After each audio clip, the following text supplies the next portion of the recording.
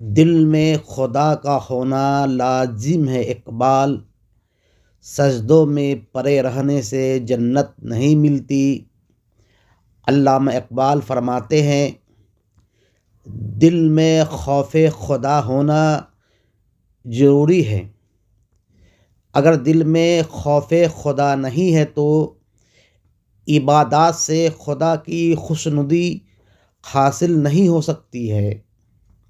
اللہ فرماتا ہے یا ایھا الذین آمنوا اتقوا اللہ وابتغوا الیہ الوسیلہ، یعنی اے ایمان والو اللہ سے ڈرو اور اس کی طرف وسیلہ تلاش کرو، یعنی دل میں خوف خدا پیدا کرو، پھر عبادات سے اس کی خوشنودی حاصل کرو۔